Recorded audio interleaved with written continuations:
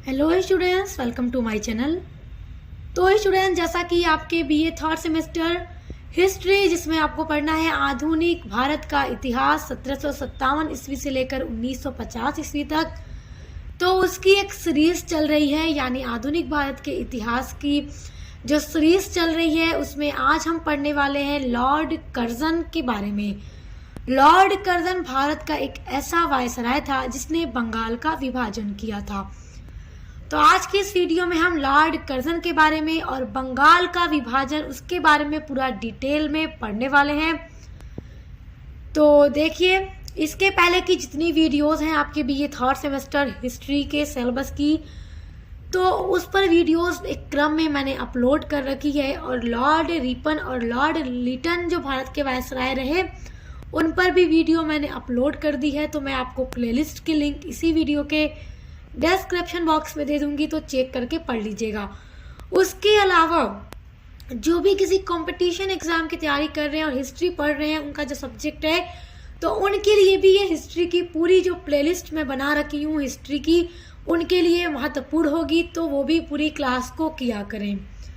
तो चलिए अब वीडियो को शुरू करते हैं। जिनका ऑब्जेक्टिव टाइप पेपर होता है या सब्जेक्टिव पेपर होता है, दोनों के लिए यह वीडियो बहुत हेल्पफुल होगी। आज का यह लेक्चर बहुत ज़्यादा हेल्पफुल होगा, क्योंकि आज की वीडियो में जितने भी पॉइंट मैं आपको बताऊंगी वो सब आपके परीक्षा के दृष्टि से अत्यंत महत्वपूर्ण है।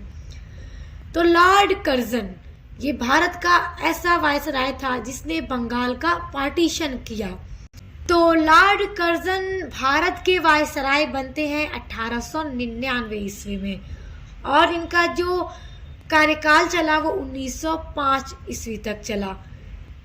तो 1899 से लेकर 1905, ये देखिए ये 1905 है, तो 1905 ईस्वी तक वो वायसराय के पद पर भारत में रहे।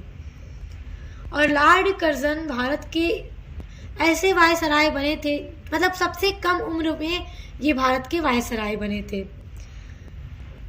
तो देखिए, लॉर्ड कर्जन का जन्म, सबसे महत्वपूर्ण पॉइंट, लॉर्ड कर्जन का जन्म कब हुआ था? तो इनका जन्म 11 जनवरी 1859 ईस्वी में, 1859 ईस्वी में केडलेस्टन ब्रिटेन में हुआ था। तो जन्म आपको याद रखना है। अगला आपका पॉइंट है लॉर्ड कर्जन का वास्तविक नाम क्या था? तो इनका जो वास्तविक नाम था वो था जॉर्ज नथानिएल कर्जन। तो वास्तविक नाम जॉर्ज नथानिएल कर्जन था। आपको ये भी याद रखना है, क्योंकि परीक्षा के दृष्टि से सभी पॉइंट महत्वपूर्ण हैं और इनसे प्रश्न तो जरूर आएगा, क्योंकि इन्होंने ही बंगाल का विभाजन किया था, तो प्रश्न जरूर पूछेगा। और लॉर्ड कर्जन का कार्यकाल कब से कब तक था? तो 6 जनवरी 1899 से 18 नवंबर 1905 ईस्वी तक वो वायसराय रहे। अब चलिए देखते हैं इनके कार्य। सबसे पहला, कलकत्ता कॉरपोरेशन एक्ट 1899।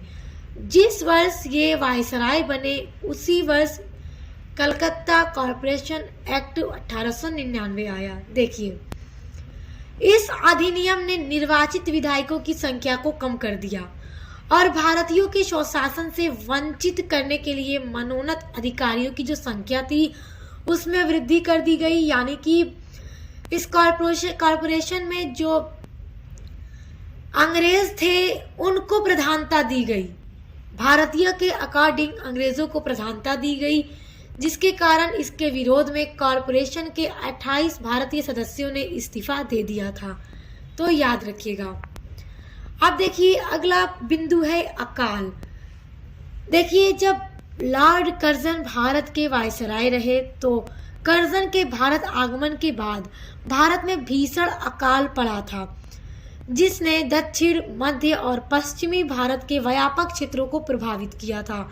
यानी अकाल जो था दक्षिण भारत, मध्य भारत और पश्चिमी भारत के जो क्षेत्र में बहुत तेजी से प्रभावित किया था। तो इसलिए 1901 ईस्वी में लॉर्ड कर्जन ने सर एंटनी मैकडॉनल्ड की अध्यक्षता में अकाल आयोग का गठन किया और इससे निपटने के लिए अकाल आयोग का गठन किया। तो किसकी अध्यक्षता में किया? एंटनी मैकडॉनल्ड की अध्यक्षता में किया। कब किया? तो 1901 ईस्वी में किया। अच्छा देखिए, रेलवे में सुधार करने के लिए भी लॉर्ड कर्जन ने बहुत कार्य किए और लॉर्ड कर्जन के ही कार्यकाल में जो रेलवे लाइन थी वो बिछाई गई बहुत ज़्यादा।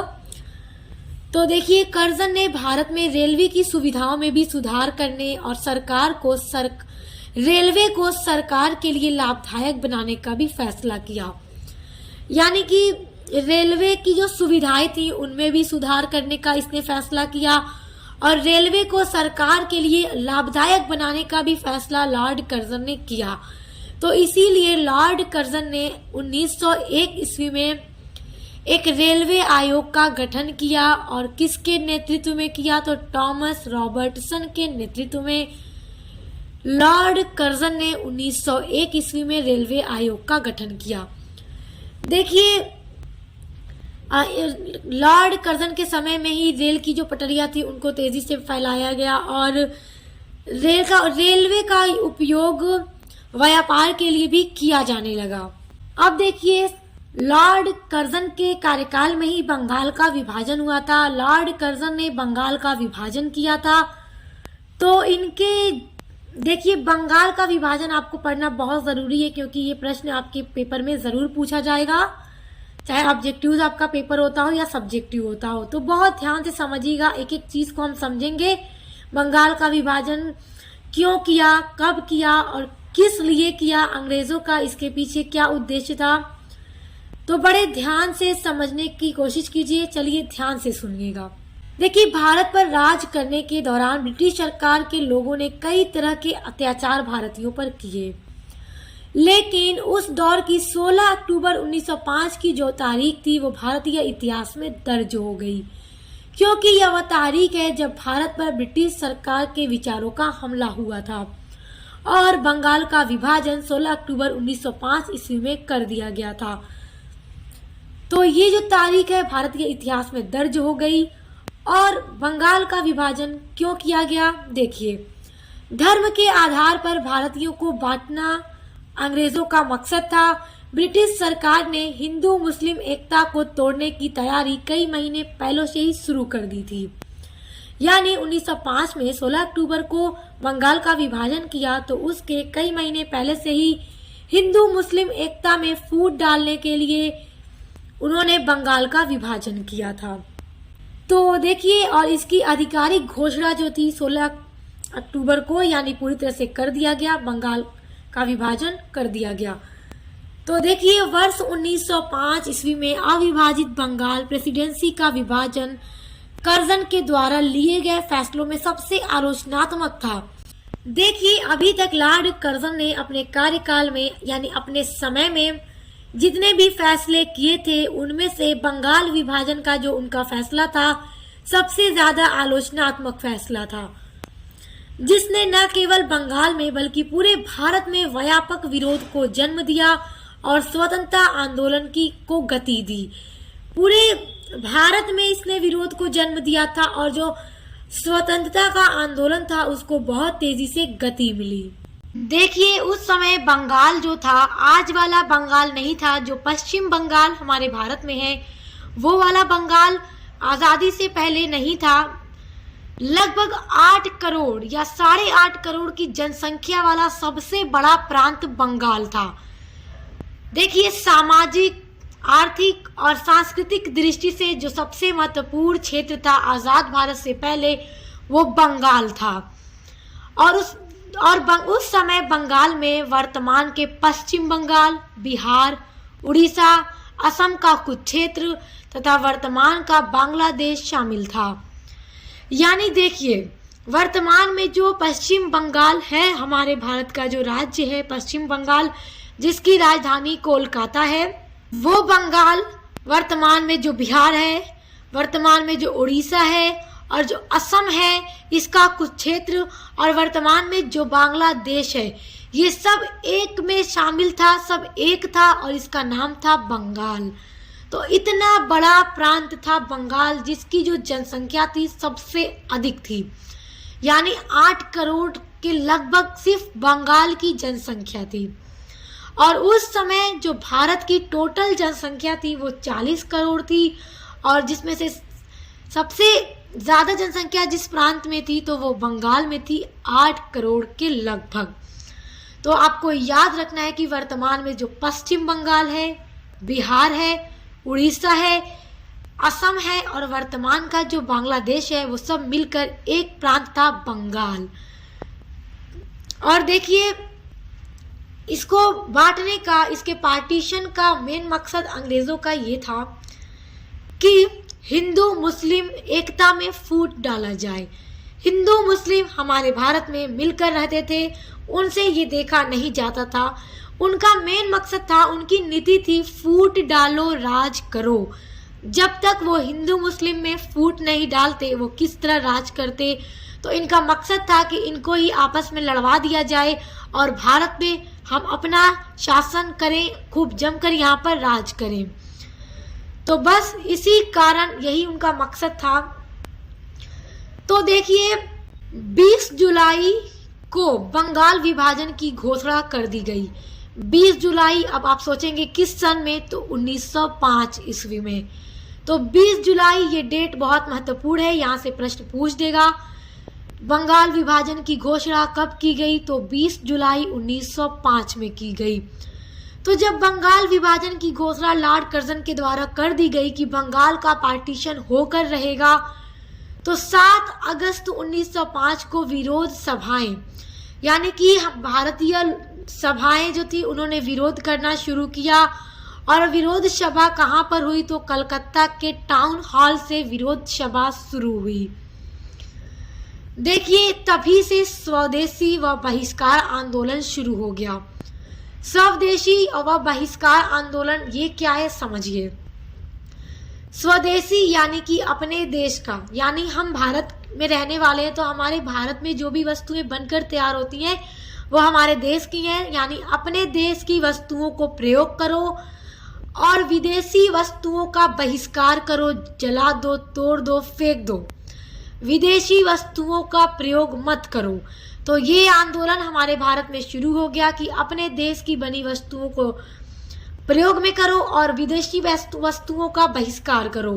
क्योंकि जब विदेशी वस्तुओं का बहिष्कार किया जाएगा और स्वदेशी यानी अपने देश की वस्तुओं का प्रयोग किया जाएगा, तो हमारे देश में कारखाने बढ़ेंगे तो मजदूर रहेंगे, मजदूरों को रोजगार मिलेगा, प्रोडक्शन बड़े पैमाने पर होगा और देश का विकास होगा।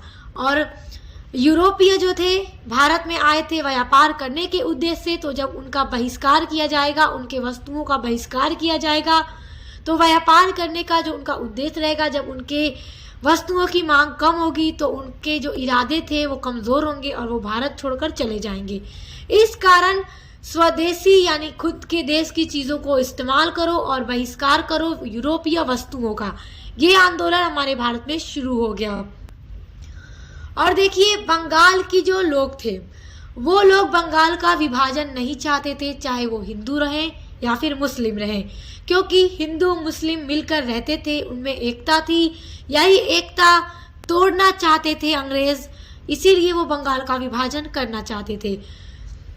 लेकिन इन्होंने विरोध किया, आंदोलन किए, लेकिन फिर 16 अक्टूबर 1905 ईस्वी को बंगाल विभाजन लागू हो गया और बंगाल को 2 भागों में बांट दिया गया, एक पश्चिम बंगाल, एक पूर्वी बंगाल।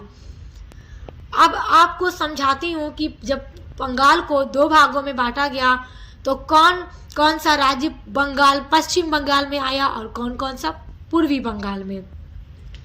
देखिए, वर्तमान में जो उड़ीसा है, बिहार है, वो पश्चिम बंगाल में आ गए, क्योंकि तब ये अलग नहीं थे, ये बंगाल का ही पार्ट था। यहाँ पे ध्यान दीजिएगा, आपको यहाँ पे अब ध्यान देना है। देखिए, उस समय बंगाल में पश्चिम बंगाल था, आज का बिहार था, आज का उड़ीसा था और असम का कुछ क्षेत्र था और वर्तमान का जो बांग्लादेश है ये था। तो जब बांटा गया तो ध्यान दीजिएगा, बस यूँ समझिए, यहाँ पर आप ध्यान दीजिएगा, बस यूँ समझ लीजिए इस तरह से। यहाँ पे ये पूरा हिस्सा है बंगाल का, यहाँ पे है बिहार, यहाँ पे है उड़ीसा, यहाँ पे है बंगाल, यहाँ पे है बांग्लादेश, यहाँ पे है असम। तो असम का जो कुछ क्षेत्र था वो पूर्वी बंगाल की ओर चला गया, यहाँ से पार्टीशन कर दिया गया। तो वर्तमान का बिहार और उड़ीसा आ गए पश्चिम बंगाल वाले क्षेत्र में, और जो असम का कुछ क्षेत्र था वो वर्तमान बांग्लादेश में चला गया था। असम तो आज हमारे भारत का राज्य है। तो वर्तमान तो उस समय बांटा गया था, तो पश्चिम बंगाल, बिहार, उड़ीसा एक तरफ हो गए और असम, बांग्लादेश एक तरफ चले गए। कि असम का कुछ क्षेत्र ध्यान दीजिएगा, तो इतने का नाम हो गया पश्चिम बंगाल, और असम का कुछ क्षेत्र और बांग्लादेश जो वर्तमान में है, और इसका नाम रखा गया पूर्वी बंगाल। यानी कि पश्चिम बंगाल और पूर्वी बंगाल, बंगाल को दो भागों में बांट दिया गया। अब देखिए, तो जिस दिन बंगाल को दो भागों में बांटा गया तो बंगाल के जो लोग थे उन्होंने उस दिन 16 अक्टूबर के दिन को उन्होंने शोक दिवस के रूप में मनाया, फिर चाहे वो मुसलमान रहे हों या हिंदू रहे हों, क्योंकि दोनों के बीच एकता थी, मिलकर रहते थे। तो जिस दिन बंगाल को दो भागों में बांटा गया तो उस दिन को शोक दिवस के रूप में मनाया गया, यानी कि उदासी के दिन के रूप में मनाया गया। उस दिन लोगों ने उपवास रखा, यानी फास्ट रखा। राखी दिवस, यानी कि एक दूसरे को राखी बांधी। हिंदू मुसलमान दोनों ने, मुसलमान ने हिंदू की कलाई पर राखी बांधी और हिंदू ने मुसलमान की कलाई पर राखी बांधी कि हम एक हैं, हमें कोई अलग नहीं कर सकता। और ये राखी है मतलब रक्षा करना एक दूसरे की। राखी दिवस के रूप में मनाया, यानी उन्हें दिखाना था अंग्रेजों को कि हम एक हैं, तुम कुछ भी कर लो, हम एक रहेंगे, एक हैं, एक रहेंगे। और लोगों ने गंगा स्नान भी किया। तो देखिए, उस दिन प्रश्न पूछ देगा 16 अक्टूबर 1905 को बंगाल के लोगों ने क्या मनाया, तो शोक दिवस, उदासी का दिन मनाया। उस दिन उपवास रखा। राखी दिवस, मुसलमान ने हिंदू की कलाई पर राखी बांधी, हिंदू ने मुसलमान की कलाई पर राखी बांधी। इतनी एकता थी, बस यही अंग्रेजों को देखा नहीं जाता था। और लोगों ने पैदल गंगा स्नान भी किया जाकर। तो देखिए, ये सारी चीजें आई होप आप यहाँ तक समझ गए होंगे। अब यहाँ से आपको समझना है कि जब बंगाल का पार्टीशन किया गया, एक पश्चिम बंगाल नाम रखा गया और एक का पूर्वी बंगाल नाम रखा गया, तो अंग्रेजों ने इसको किस तरह से बांटा और क्या इसकी राजधानी बनाई। और जो 8 करोड़ जनसंख्या थी, 8 करोड़ से लगभग 8.5 करोड़ जो बंगाल की जनसंख्या थी, तो उसमें से कितने लोग पश्चिम बंगाल की तरफ उन्होंने रखे और कितने पूर्वी बंगाल की तरफ रखे। तो ये है बंगाल, जिसकी जनसंख्या है 8 करोड़। एक एक पॉइंट को जब आप ध्यान से समझे रहेंगे तो आपको पॉइंट जो है भूलेगा नहीं और आपका पूरा कॉन्सेप्ट क्लियर हो जाएगा। तो देखिए, जब बंगाल का पार्टीशन हुआ, दो भागों में लॉर्ड कर्जन ने इसे बांट दिया। एक बांटा पश्चिम बंगाल, दूसरा रखा पूर्वी बंगाल। पश्चिम बंगाल की राजधानी उसने बनाई कलकत्ता, और वर्तमान में कलकत्ता का नाम है कोलकाता। तो उस टाइम कलकत्ता ही नाम था, तो पेपर में आपके ऑप्शन कलकत्ता भी देकर पूछ सकता है, कोलकाता भी देकर पूछ सकता है। और पूर्वी बंगाल की राजधानी उसने बनाई ढाका, जो वर्तमान में बांग्लादेश की राजधानी है। तो देखिए, पश्चिम बंगाल में वर्तमान के जो क्षेत्र आए वो है बंगाल, उड़ीसा और बिहार। तो ये तीनों पश्चिम बंगाल की तरफ आ गए। वर्तमान में उड़ीसा अलग है, बिहार अलग है, बंगाल अलग है। और पूर्वी बंगाल में असम का कुछ क्षेत्र गया और वर्तमान का जो बांग्लादेश है वो पूर्वी बंगाल बना। अब जब इसने बांटा तो कितने लोग पश्चिम बंगाल की तरफ आए, कितने लोग पूर्वी बंगाल की तरफ। अब देखिए, लॉर्ड कर्जन ने कितने लोगों को इधर रखा, कितने लोगों को इधर रखा। अब देखिए, पश्चिम बंगाल में लॉर्ड कर्जन ने 4.2 करोड़ हिंदू लोगों को रखा और 90 लाख मुस्लिम। और पूर्वी बंगाल की तरफ 1.2 करोड़ हिंदू को रखा और 1.8 करोड़ मुस्लिम को रखा। अब देखिए, पश्चिम बंगाल की तरफ जो हिंदू हैं उनकी जनसंख्या ज्यादा है, मुसलमान की बहुत कम है। और पूर्वी बंगाल की तरफ हिंदू की जनसंख्या कम है, मुसलमान की अधिक है। तो उसका जो अंग्रेजों का मकसद था वो यही तो था कि मुसलमान को और हिंदू को बांट दिया जाए ताकि ये लोग आपस में ही लड़ने लगे, इनमें फूट डाल जाए और फूट डालो शासन करो, बस उनकी यही नीति थी। तो अब यहाँ पर मुस्लिम अल्पसंख्यक हो गए और यहाँ पर हिंदू अल्पसंख्यक हो गए, यानी यहाँ पर मुसलमानों की जनसंख्या कम हो गई, यहाँ पे हिंदुओं की जनसंख्या कम हो गई। तो अब देखिए अंग्रेजों का एक मकसद तो पूरा हो गया कि जब ये दोनों आपस में लड़ने लगेंगे तो हम आसानी से भारत पे शासन करेंगे, राज करेंगे। तो अब मुसलमान जब यहाँ कम है तो उन्हें डर रहेगा कि कहीं हिंदू हम पर आक्रमण न कर दे, हम पर हमला न कर दे, और यहाँ पे हिंदू कम है तो उन्हें मुसलमानों का भय रहेगा कि मुसलमान हम पे हमला ना कर दे। तो जब आपस में ही ये लोग लड़ने लगेंगे इस कारण से, भय की वजह से, तो आपस में ये लोग क्या होगा, लड़ना शुरू हो जाएंगे, इनकी एकता टूट जाएगी। और इसमें क्या हुआ, अंग्रेज सफल भी हुए। देखिए 1905 में बंगाल का पार्टीशन किया और 1906 में मुस्लिम लीग की स्थापना हो गई। यानी कि लॉर्ड कर्जन इतना दौरा करता है पूर्वी बंगाल का और जाकर मुसलमानों को भड़काता है कि जो कांग्रेस पार्टी है वो तुम्हारा भला नहीं चाहेगी, वो हिंदू की पार्टी है, वो हिंदू का ही भला करेगी, मुसलमानों का भला नहीं करेगी।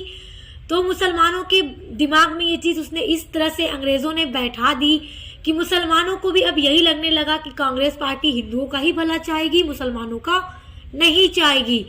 तो सिर्फ बंगाल को बटे एक साल ही हुआ था, बंगाल का पार्टीशन 1905 में हुआ और 1906 में मुस्लिमों की भी एक पार्टी सामने आ गई, मुस्लिम लीग की स्थापना हो गई। और मुस्लिम लीग ने सोचा कि जब कांग्रेस पार्टी हिंदू लोगों का मतलब विकास करेगी, हिंदू लोगों का साथ देगी, तो मुस्लिम लीग मुसलमानों का साथ देगी, मुसलमानों के अच्छे के बारे में सोचेगी। तो देखिए अब इस तरह दोनों के बीच में भड़काव शुरू हो गया, मतभेद शुरू कर दिया अंग्रेजों ने। तो अब देखिए यहाँ से हिंदू और मुस्लिम की जो एकता थी वो खत्म हो गई और मुस्लिम लीग मुसलमानों के बारे में सोचने लगी। कांग्रेस पार्टी ने सोचा कि जब ये लोग मुसलमान के बारे में ऐसा सोच रहे हैं, मतलब अंग्रेजों ने जो चाहा था वो कर लिया। अब देखिए आता है 1911 का समय। 1911 में दिल्ली में बहुत बड़ा दिल्ली दरबार लगता है और ये दिल्ली दरबार पहली बार नहीं लग रहा है, दिल्ली दरबार कई बार लग चुका है। आप लोगों को मैं पढ़ा रखी हूँ इसके पहले वाले वीडियो में। लॉर्ड लिटन के समय में भी दिल्ली दरबार लगा था 1877 ईस्वी में, जब महारानी विक्टोरिया को निमंत्रण किया गया था और महारानी विक्टोरिया आई थी तो उन्हें कैसर ए हिंद की उपाधि दी गई थी। उसके बाद 1911 में बहुत बड़ा दिल्ली दरबार लगता है और 1911 में जब दिल्ली दरबार लगता है तो उस समय जो भारत का वायसराय थे वो थे लॉर्ड हार्डिंग्स सेकंड। अब देखिए 1905 तक तो लॉर्ड कर्जन का समय खत्म हो चुका था और जब 1911 में दिल्ली दरबार लगता है उस समय भारत के वायसराय हैं लॉर्ड हार्डिंग्स सेकंड।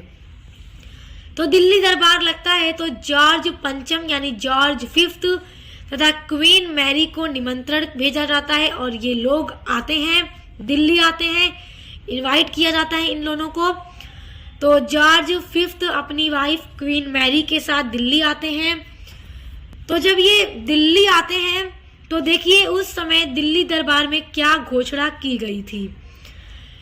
जॉर्ज पंचम ने क्या घोषणा की, इसने घोषणा की कि बंगाल विभाजन रद्द कर दिया। जो बंगाल विभाजन 1905 ईस्वी में लॉर्ड कर्जन के समय में हुआ था, लॉर्ड कर्जन ने जो बंगाल का विभाजन किया था हिंदू मुस्लिम एकता में फूट डालने के लिए, वो कर चुका था, उसमें तो वो सफल हो चुका था। तो जब जॉर्ज फिफ्थ आते हैं 1911 में तब ये घोषणा करते हैं कि बंगाल विभाजन को रद्द किया जाता है। अब बताइए कि अब ये रद्द करें या ना करें, जो इनका मकसद था इसमें तो ये कामयाब हो गए। और दूसरी घोषणा ये की जाती है कि राजधानी को परिवर्तित कर दिया जाता है। भारत की राजधानी कलकत्ता से हटाकर नई दिल्ली कर दी जाती है। तो ये दो बड़ी घोषणा की जाती है दिल्ली दरबार में, जो 1911 में लगती है। और कौन ये घोषणा करता है? तो जॉर्ज पंचम करता है। और उस समय भारत का वायसराय कौन था? प्रश्न कई बार पूछा गया है, आपसे भी पूछ सकता है। तो लॉर्ड हार्डिंग सेकेंड था। तो स्टूडेंट्स, ये था बंगाल विभाजन के बारे में पूरा, जो लॉर्ड कर्जन के समय में हुआ था। तो आई होप आप बहुत अच्छे से सब पूरा डिटेल में समझ गए होंगे और अब आपको इसमें कोई कंफ्यूजन नहीं होगी। उम्मीद करती हूँ आपका पूरा कॉन्सेप्ट क्लियर हो गया होगा। तो यह वीडियो यहीं पर खत्म होता है। इसके अलावा अगर आप अपने बीए थर्ड सेमेस्टर में इंग्लिश लिटरेचर पढ़ते हैं, सोशियोलॉजी पढ़ते हैं, हिंदी गद्य पढ़ते हैं, एजुकेशन पढ़ते हैं, हिस्ट्री पढ़ते हैं, कोई भी सब्जेक्ट आप पढ़ते हैं, तो उसके लिए भी चैनल पर विजिट कीजिएगा। मेरे चैनल पे उन सभी की क्लास कराई जा रही है, मॉडल पेपर की वीडियोस लगातार आ रही हैं। तो अच्छे से पढ़ाई कीजिए, एग्जाम की तैयारी कीजिए। Best of luck. अब मिलते हैं नेक्स्ट वीडियो के साथ।